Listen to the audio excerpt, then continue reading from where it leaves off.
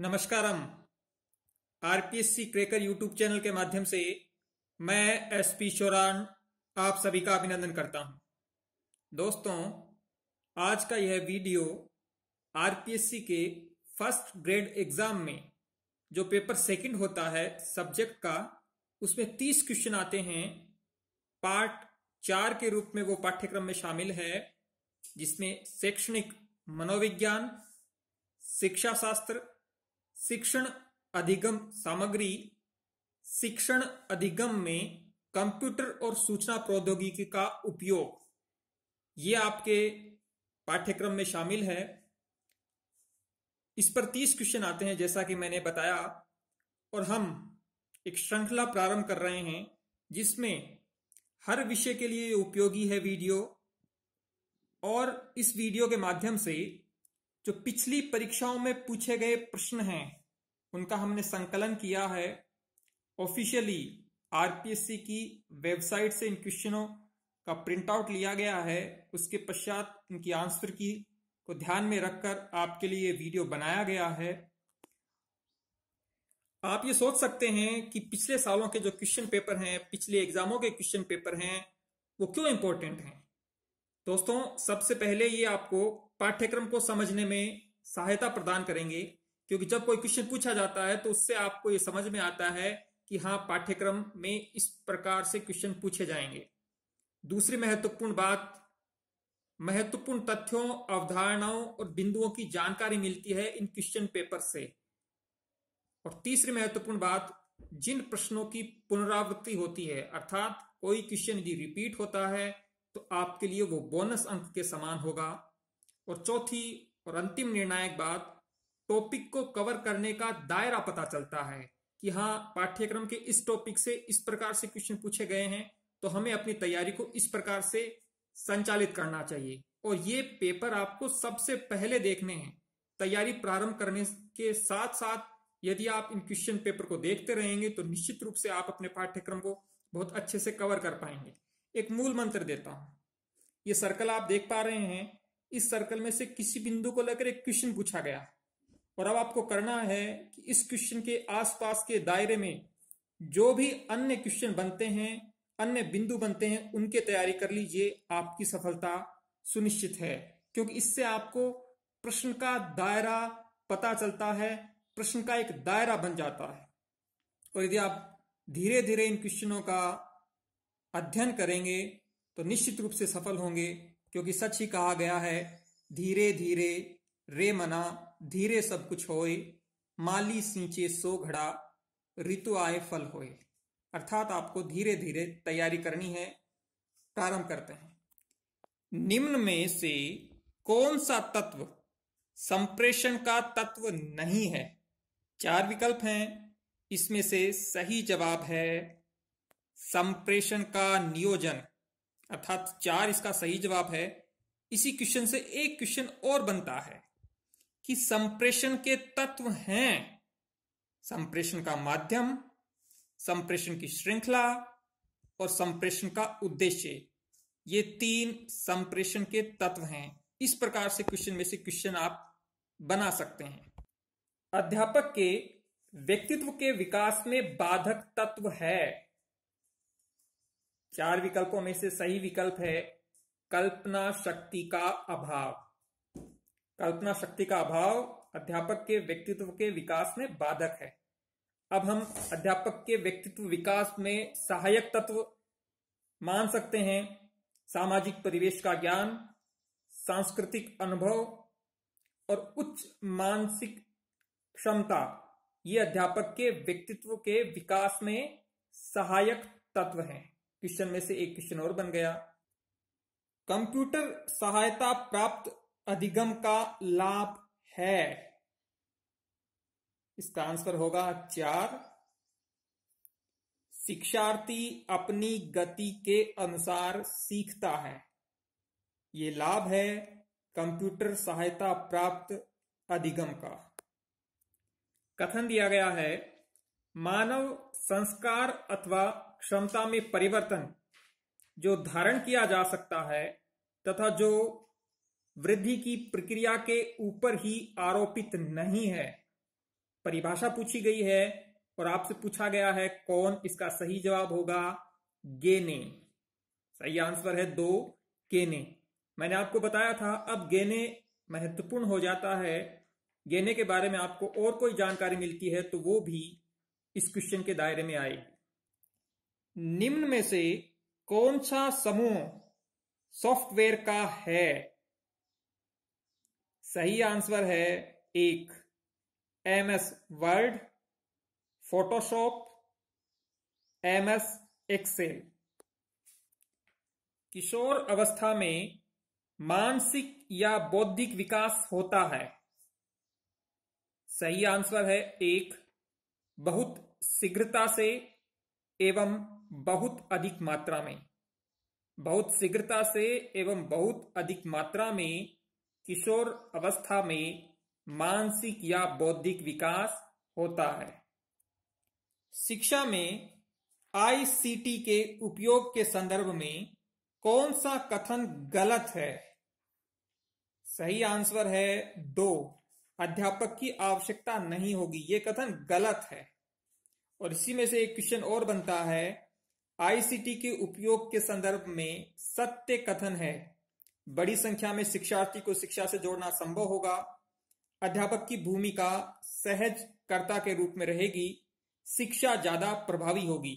ये तीनों विकल्प हैं ICTC के उपयोग के संदर्भ में सत्य कथन। किस अवस्था में बालक में परामर्श शिक्षण अत्यंत सक्रिय होता है? सही आंसर है किशोरावस्था। किशोरावस्था में बालक में परामर्श शिक्षण अत्यंत सक्रिय होता है। अगला क्वेश्चन है, अभिक्रमित अधिगम मॉडल के जनक हैं। अभिक्रमित अधिगम मॉडल के जनक हैं स्किनर।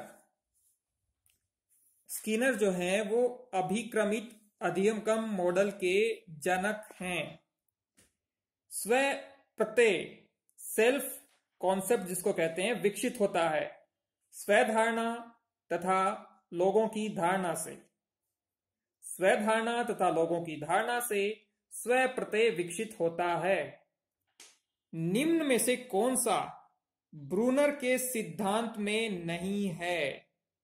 ऑप्शन है इसमें 4 ज्ञान की अपर्याप्तता की जांच। ये ब्रूनर के सिद्धांत में नहीं है। इसी से एक क्वेश्चन और बनता है कि ब्रूनर के सिद्धांत में है नवीज्ञान अथवा सूचना का ग्रहण करना, अर्जित ज्ञान का रूपांतरण और ज्ञान की पर्याप्तता की जांच।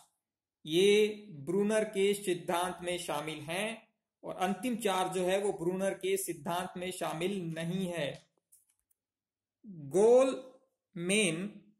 गोलमेन का नाम जाना जाता है। सही उत्तर है सांवेगिक बुद्धि के लिए इमोशनल इंटेलिजेंस के संदर्भ में गोलमेन का नाम जाना जाता है। ब्रूनर के अनुसार निम्न में से कौन सा शिक्षण सिद्धांत नहीं है? अनौपचारिक शिक्षण सिद्धांत। इसमें से एक क्वेश्चन और बना सकते हैं आप। ब्रूनर के अनुसार शिक्षण सिद्धांत में शामिल है औपचारिक शिक्षण सिद्धांत, वर्णनात्मक शिक्षण सिद्धांत, प्रामाणिक शिक्षण सिद्धांत। ये तीनों ब्रूनर के शिक्षण सिद्धांत में शामिल हैं।